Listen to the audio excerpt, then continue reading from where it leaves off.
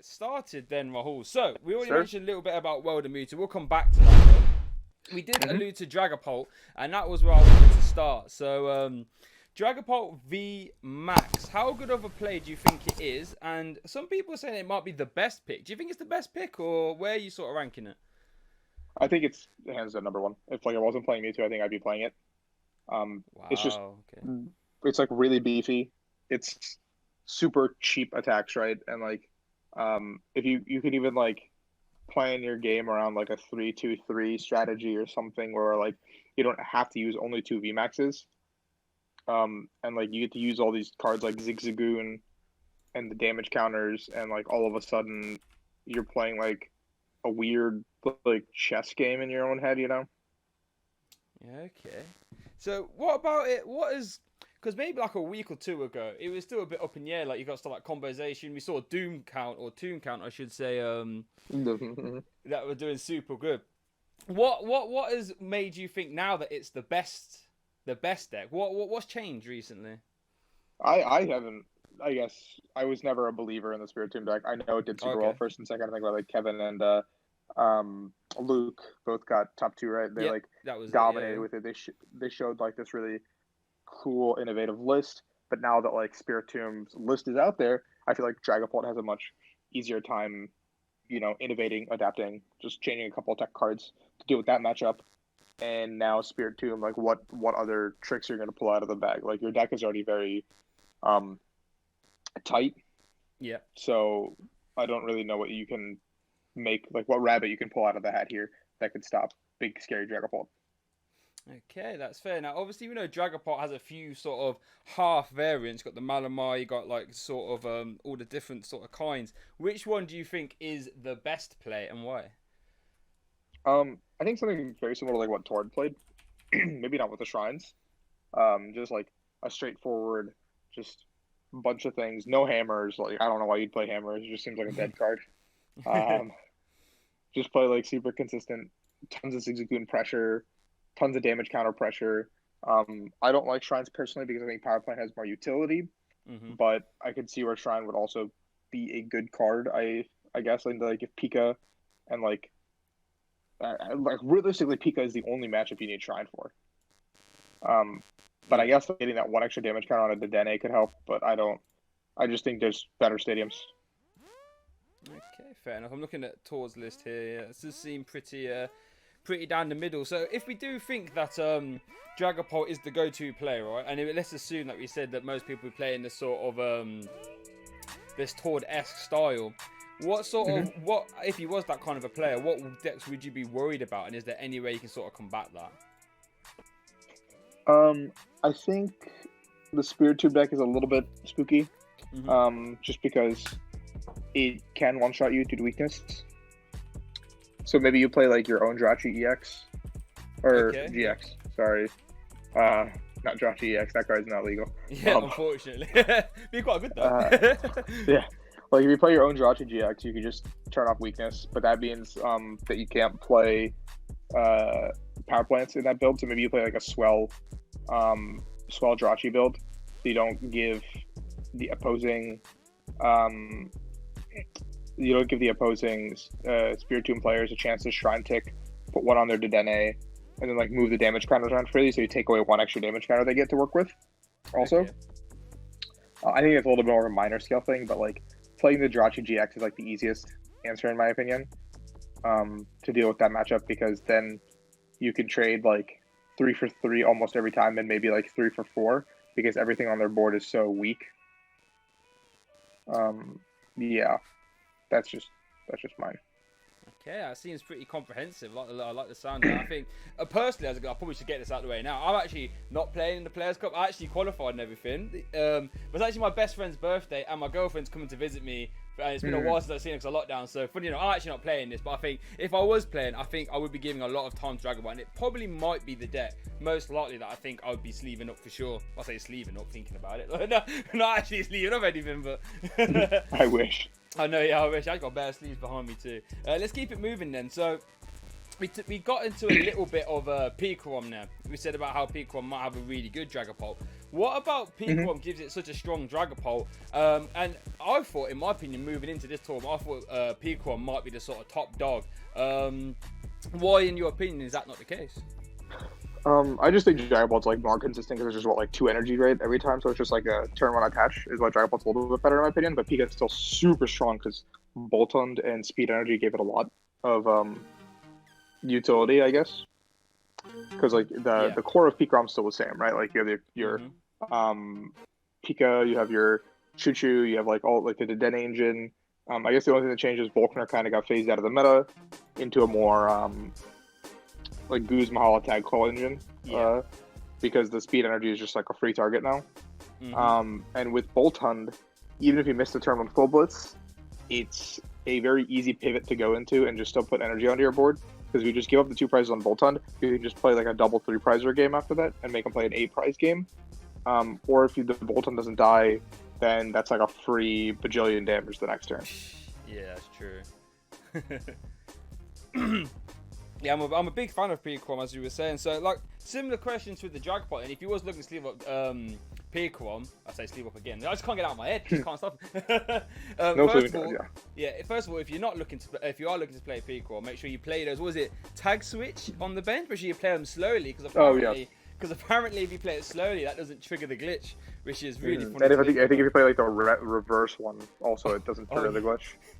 I wonder. I was actually wanting to look to see if reverse tag switch has actually gone up in value online as a result.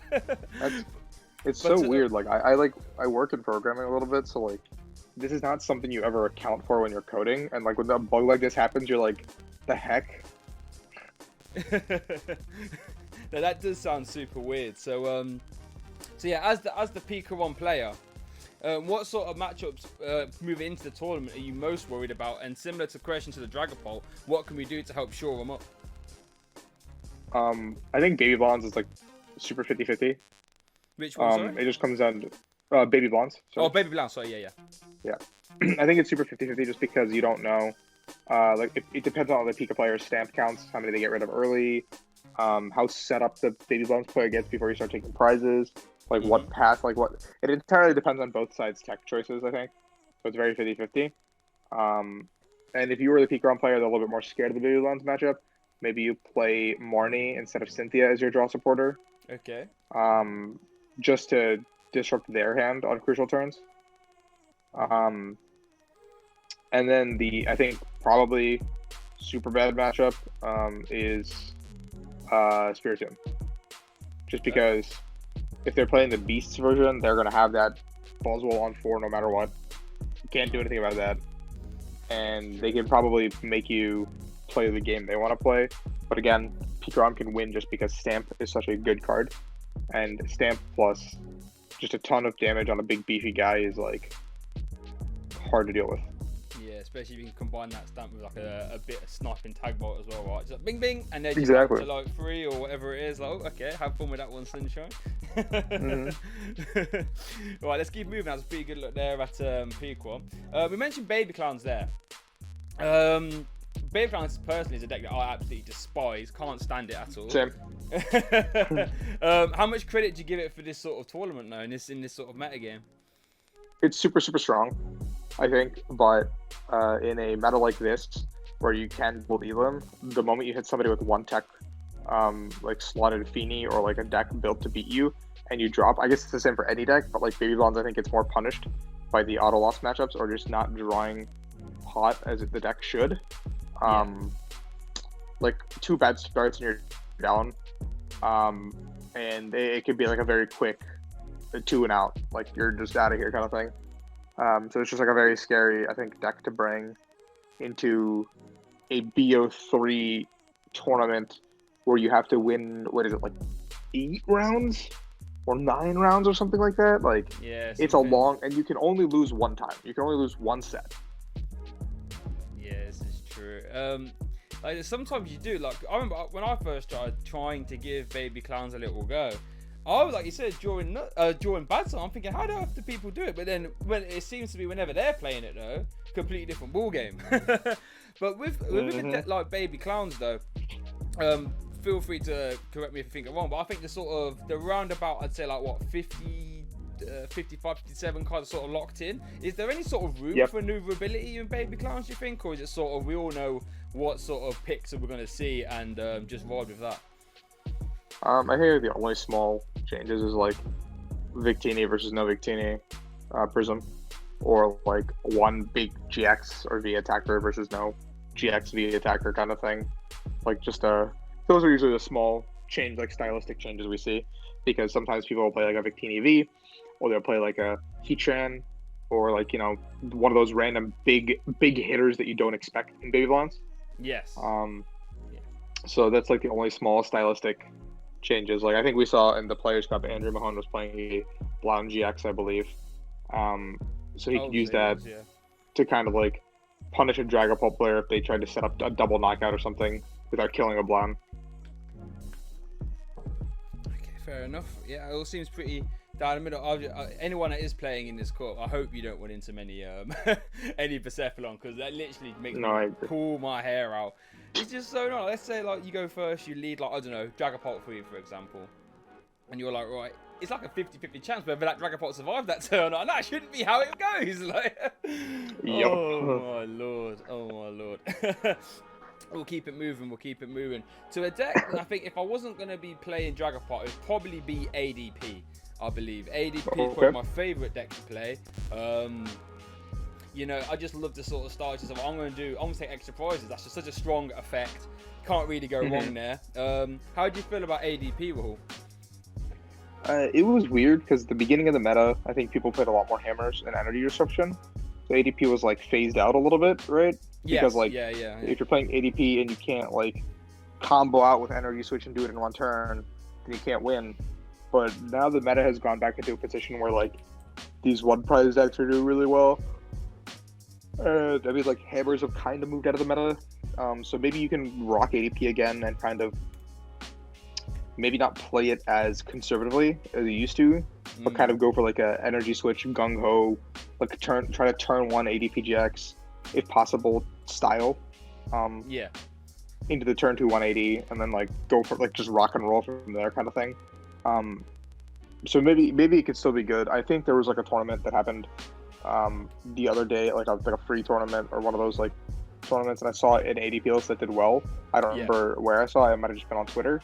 But I think the deck is still viable. It's just any hammers or any disruption really sets you back. So hitting one of those like variants of decks would just be pretty unfortunate, honestly. Yeah, I think it was the thing about it in the Nil Pie Open. I think ADP list won, I believe, but I think it was playing. Playing 4 hammers. How do you feel about? And that was a polarizing thing. I remember seeing that on Twitter. Some people like, why would you put hammers in? And I'm thinking, well, he did kind of win. So how do you sit with the hammers on ADP? Do you think it's a yes or a no? I don't know, man. That's just 4 dead slots to me. Yeah, this is true. I would just play like 4 cards that like speed me up and slow them down. Yeah, that's always come across with pushing hammers. I was like, because half the time these cards ain't doing nothing, and 4 slots as well. That's a lot. Like that's the same amount as your research. You know what I mean? Yeah, exactly. And your research always discarding draw 7, all right? So that's fair. Right, let's keep it moving. Oh, here's an interesting one now. Cincino Mill. Now with Oranguru rotating and stuff, this might be, at least for a while, I can see with the sort of super aggro Mill being at the sort of super strengths it is. How much credit do you give to sort of aggressive Mill, Rahul?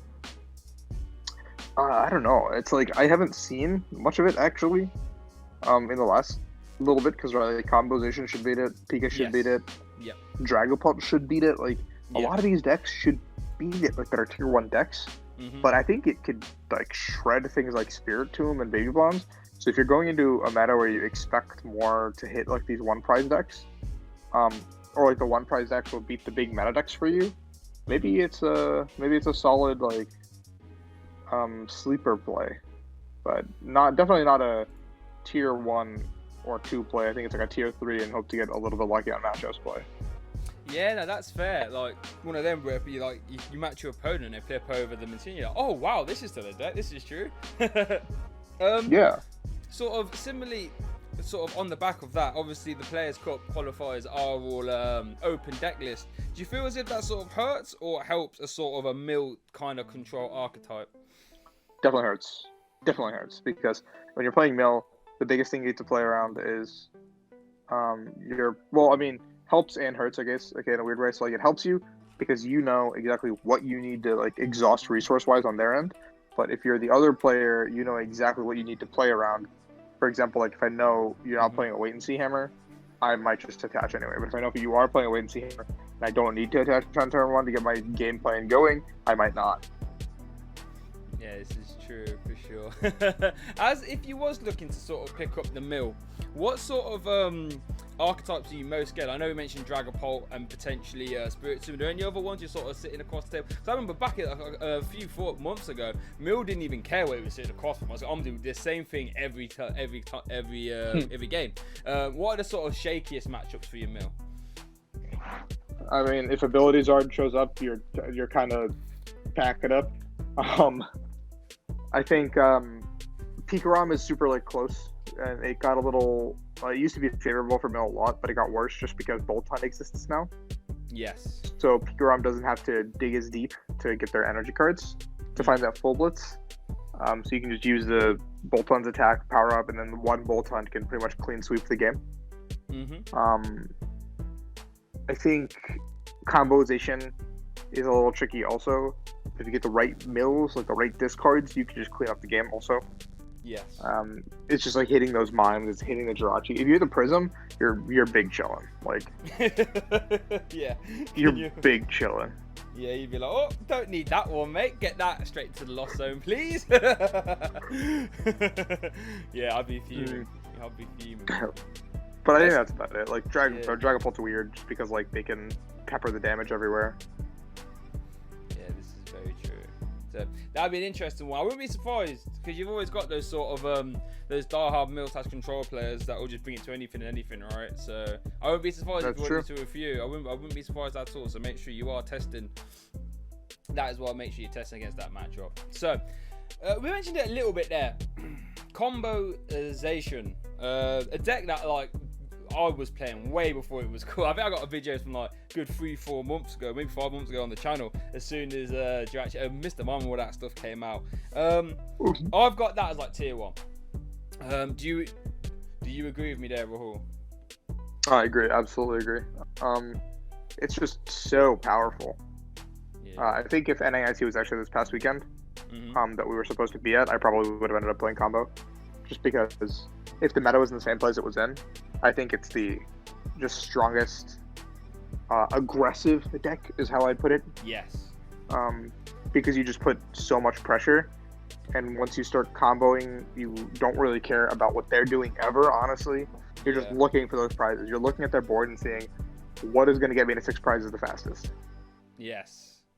This is true. Like, oh, I love playing that deck, man. Maybe if I was to play it, I would be playing that, thinking about it, because like you said, it doesn't even matter what you got across me here. Or how can I just quickly end this game as fast as possible? And sometimes like just getting that early hit wins you the game with Zacian. Yes, yeah, exactly. Especially if you can, like I said, line up the extra prize at the end. Just like, whoo. With that being said, do you feel as if Combozation is the best way to play Zacian? Because I was chatting to someone the other day, and they said Luke Metal could have a little resurgence for this tournament. Do you give much credit to Luke Metalzation? I don't, but that's because I have not seen it in action in a while. But I think, in theory, your Dragapult and Combo and Spiritomb matchups should all be super good. Because you don't take that much damage. Your Firebox matchup is probably really bad. And your Baby Bonds matchup is probably really bad. Pika, I guess it just comes down to who outspeeds who. Yeah, I agree. The console argument just because if Pika gets full blitz and starts stacking energies on different targets, then all of a sudden you have to use your Luke Metal GX on the Pika or like Raichu or whatever, and then Volkner comes in and goes, "What's up?" Yeah, it's true. So could be a cool deck. It's one of those with when it comes to Luke Metal, I think, yeah, I respect it, you know, yeah, it's probably pretty decent, right? But would I ever play it? Probably not, to be honest. No, I mean, I don't think I'd play it either, but it seems cool. Yeah, it's like, you know, if we're playing Zacian, I'd either be playing Speed for a start, or I'd be playing ADP, one of those two. I wouldn't really want to sort of take, because Zacian's such a good attacker. Why are we trying to like, make it very defensive for? Like, I don't know. That's just me though. That's just me. Let's have a little, keep it moving. We've actually sort of darted around Firebox a little bit, and it's something that sort of dropped off the radar, I'd like to say, in the like maybe last, I don't know, 6 weeks or so. Like I said, well, you sort of talked about it a little bit with some of these other deck summaries. Could it be a sort of dark horse? I think so. I tested a lot of Firebox early for my Players' Cup Invitational. Okay. And I was really liking the deck, but again, same issues it's always had. You got to hit Welder or you lose. Yeah. 4 to Dene, you know, you got the whole kit. You got everything. It doesn't really get any new tools. It really doesn't get anything new. It just like is in a better place because not a better place, sorry, but like combozation should be super easy. Yes. Dragapult felt easy, but I think the matchup is not supposed to be favored.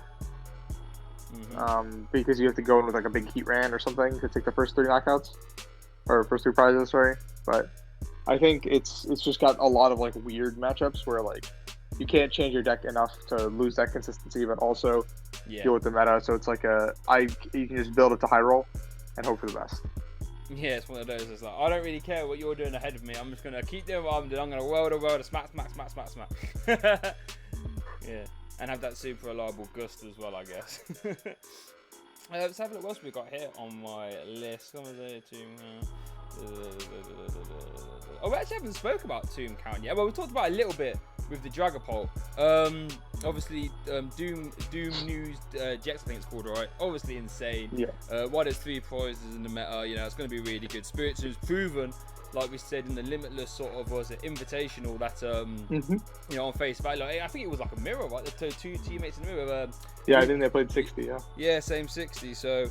with that being said, you didn't give it much credit with the Dragapult.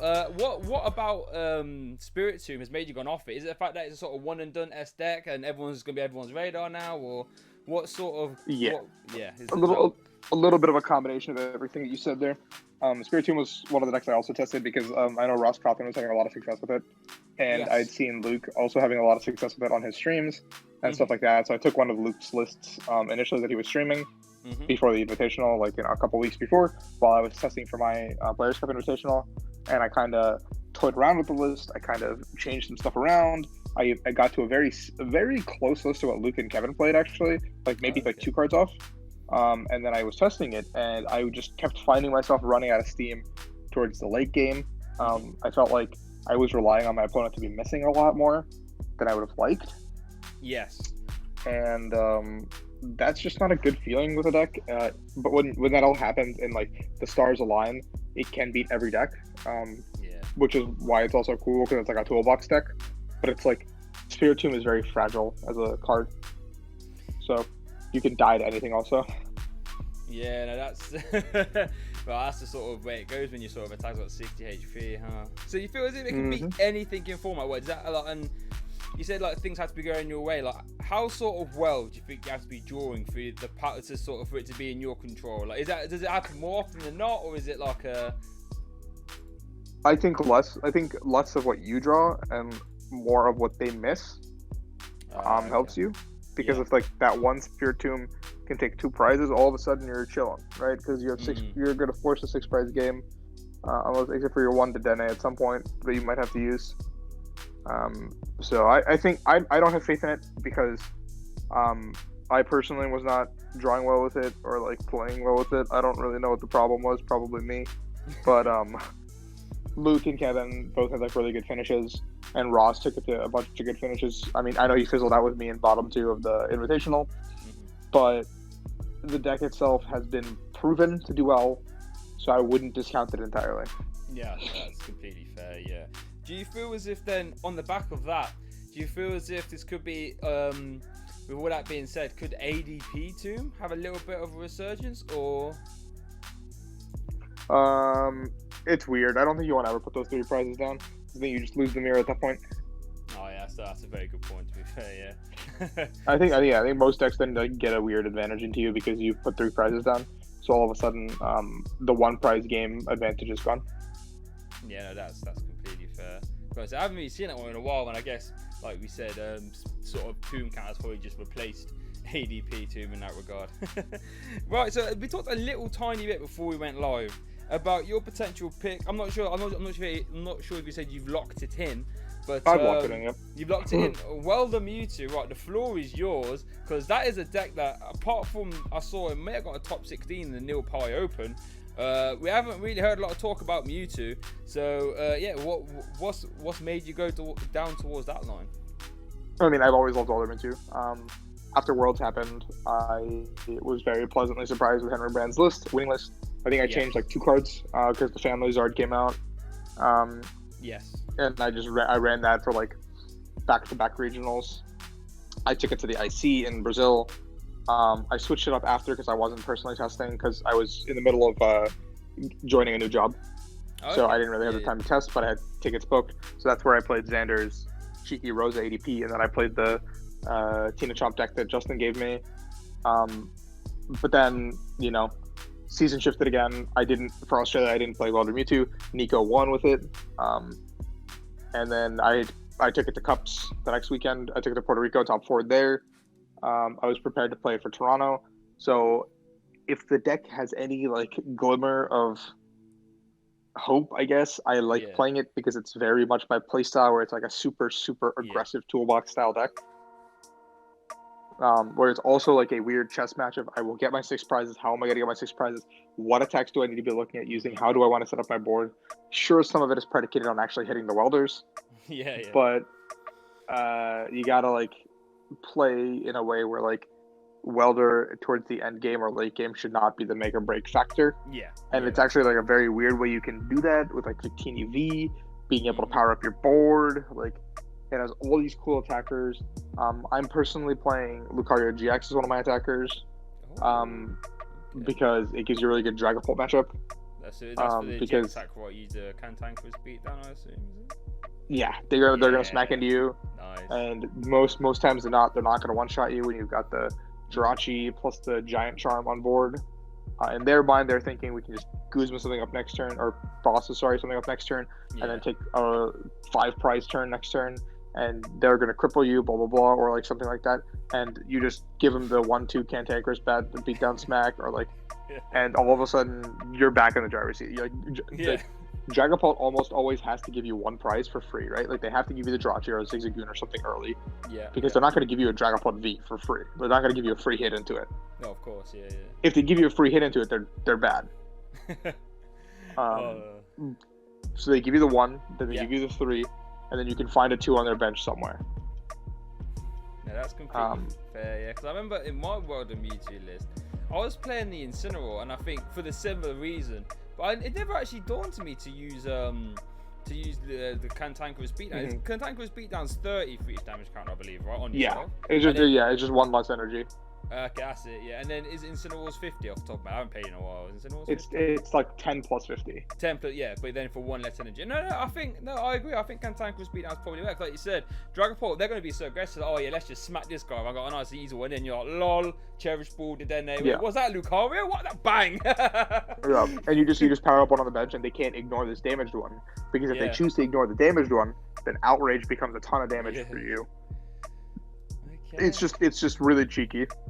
No, I love it, and I guess even with open deck lists, they're gonna start playing different now because they might know what the card is. But, oh, hang on, I actually can't hit him here. I have to, and if they're not hitting you, that's almost just as good, right? Like, so, yeah, I'm a fan. Okay, well done, Mewtwo. That's okay. Well, I'll be cheering for it. Thank you, sir. Well, I think I gotta make sure my fucking computer works before I can actually play. That's funny. Yeah. Oh yeah, that's the good point. Is your computer out of action? Because I know you're on mobile now. Is that why the computer? A couple of my friends and I have been self-quarantining, naturally, and being very responsible. But one of them owns a beach house out a couple hours from out here, and so for a change of pace, we just kind of we're all working from home anyway. Why don't we bring our setups over here and kind of work from the house? because it's been a long time since we've all seen each other. I've known these guys since I was like 10 years old, so Yeah. like old time homies. So the three of us kind of drove up last night, and I was in the process of setting stuff up this morning, and a little bit of Wi-Fi issues, and I was like, I'll figure that out on Monday when I'm actually working. Okay, fair. Oh well, hopefully you're having a lot of fun now. I imagine with all your boys. Yeah, I was the same when we got to meet up again with my mates. Like, yeah, getting rowdy, you know what I mean? Yeah, no, we drank a lot last night, and I'm realizing I'm getting old. Yeah, oh, that's the thing. That's what you know. You're getting over the next day. You're like, oh boy, like, hang on, that did You not gotta go go pick down up some as well. Pedialyte. Yeah. Okay. Right. Tell you what to do. To round it up, then, Rahul. We've actually covered almost everything, which I love. So, if there was any room for, I wouldn't say a surprise deck, but a sort of rogue deck that maybe we have talked about, but not a lot of detail, or maybe we haven't even talked about it, and it's on no one's radar. The way the meta is shifting and developing, and the gaps in the meta. Is there a sort of deck you see could do like a sort of almost like a Cinderella run, like something like an extra drill or something like this, or? No to extra drill. Get that out of here. Slap that boy out. I think the Sword and Shield starter VMAXs, like all three, Cinderace, Rillaboom, and Inteleon, all have like tier 2, tier 3 power levels, but with the right matchups, they sweep. Like a Cinderace style Firebox could be really good. I personally not tested much with it because I think straight Firebox is probably better. But I think if you play, I know like some of the Japanese players on the first, I think Qualifier 3 played like a healing version, and I think 2 or 3 made day 2. And the deck looked cool. I just like never put time into it. Rillaboom, Alolan, Rowlet, and Friends, the Executor, whatever thing. That deck has like a really insane high roll potential, and there doesn't seem to be any fire decks besides Baby Bonds in the meta. So if you just don't expect that, maybe you roll them. I think isn't there like a grass type that says like no Ultra Beast can hit it? The Skeptile, Skeptile, all grass types, yeah. Yeah, you can play that in your deck if you're afraid of Baby Bonds, and they only have Cramorant at that point.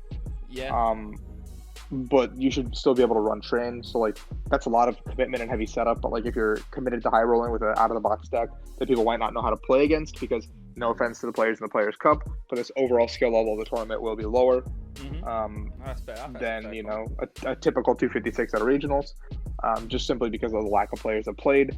A lot of, like, for example, your Azul's not in it, Tord's not in it. Like I know personally, like a majority of the top 16 from NA is not in it. I'm sure a good portion of the top 22 and top players in Europe are not participating in it, simply due to the time commitment and simply due to what we thought the final numbers would be required, even though they weren't. So it was like a pleasant surprise for everyone, but the overall skill level will be much lower, so you can catch your opponent off guard, especially if there's someone who's recently started playing with this, only been watching, content creators like yourself, Azul, like all these people, and only seeing these top meta decks. Like if you pop out with the Rillaboom, you're like, what's popping? And they're like, I don't know what to do against this. And then the third one, I think Inteleon VMAX. Like Inteleon was the deck that I was testing the most for the Players Cup Invitational myself. I think Inteleon was super, super, super broken. With Frosmoth or with Mill, it's just like I didn't think Combozation would be a deck. So you can't really getting rid of one energy ionization doesn't do anything for you. So because they're just gonna reattach it. I was just like, okay. Like I didn't expect that. Like you like almost close to 100-0 Dragapult. So like because you basically like if you play hammers and stuff, you can like whittle them down. But like with 4 hammers and like stuff, like Combozation is just gonna say, okay, hold my beer and just go Intrepid Sword. I have energy on the board again. What are you gonna do? And you're gonna be like, yeah, you're like, right, I got rid of 2 energy. I can have it a breathe room. Like, lol, watch this. Attach source. Oh, okay. Yeah, but you should beat like Baby Blondes. You should beat like Spiritomb. Shouldn't be too bad, honestly. Like there's probably like a ton of good matchups, but Inteleon itself has like a very weird engine on how you want to build it. I tested Clefable, I tested Frosmoth, I tested it with Chinchinos, kind of like playing it like a stall deck. Needless to mention, Pikarom is a actual. You cannot beat Pikarom. That's just you're lightning weak. Weakness guard does not help you. They will overwhelm you. Your max damage cap is 160, so yeah, it's not good. no. But I think the deck has a lot of potential. If you don't expect Pika, I don't know why you wouldn't expect Pika. But if you want to take a risk and play something more fun, that's a deck that I think I could see making a deep run. I don't think it'll make it through any of the regions, but it's like one of those decks that, on the right day, could have like a Cinderella story. Yeah. Okay. And Ted's actually one of my favourite VMAXs from the Red Bull Clash as well. So I'll be keeping. Hopefully, if I got my fingers crossed for Inteleon, I would love for Inteleon to do well. But I think we've actually covered everything there, Rahul. So thank you very much for coming on, my friend. Best of luck to you and all that. Just in case anyone watching doesn't know who Rahul is or where to find you, feel free to floor is yours. Give all the shout outs, all that good stuff. Thank you for having me, first and foremost. I hope everyone's been doing whatever improvements and stuff they want to do during quarantine. Mental health is very important. Make sure you take care of that. Yes. So just whatever you got to do, whether it be an extra hour of sleeping, stepping away from personal, social media, whatever you need to do, go for a walk, just clear your head. I was having a rough mental day last week, and me and my dad just sat down and watched Sherlock, with the one with Cumberbatch in it. Yeah. I don't know, we just sat, didn't say anything. My dad's not a very emotional guy. We just sat and watched a movie together. Just disconnect. Yeah. But just do that. You can find me on Twitter at Flea, THEFL, and then 4 E's. I think that's my Instagram. I'm on Facebook. My YouTube is just my name. And that's pretty much, that covers all bases. Yeah, thank you again for having me. It's nice to talk Pokemon, even though nothing's really been going on. The Players' Cup should be a fun event, hopefully. Especially with, it being around the time where Worlds should be. So yeah, maybe it'll be somewhat of a small replacement until next year when we get that 4-day banger. Ooh, yeah, 4 days in my hometown as well. Oh, that's going to be fun. That's going to be a big old vlog, baby. Yo, imagine when I get to skip straight to Saturday, I can start drinking on Thursday and not feel bad. Yeah, well, that's that. Yeah, you can do that for sure. You can just be walking up all hungover and look up to the rear and don't worry about me. That's going to be so weird, thinking about, how, because usually the day one meta shapes what happens day two. Just imagine we have a day one and then a day two where the meta changes again, and then we have another meta on top of that. That's gonna be so cool. The mind games, yeah, the meta shifts. Whew. Yeah, that's gonna be so. I'm actually so excited for that. Yeah, no, I didn't even give that much thought, but yeah, no, I'll have to probably do a video on that too. Okay? Yeah, that's crazy. The more I think about it, and it's gonna be in London too. Oi, love that. Yeah, that's gonna be fun. Ooh, exciting time. Don't even have to go far. No, that's it. I could even commute there if I wanted to. But screw that. I mean, you get a hotel. That's what I did last year. It was a 20-minute drive from my house. Did you? Oh, I love that. Right, well, I'm gonna wrap this up here then. Thank you very much for coming on. Thank you everyone for watching. As always, make sure you check out my channel if somehow you're here and you don't know I've got a channel. Go check that out. But thanks for watching, and we'll see you all next time.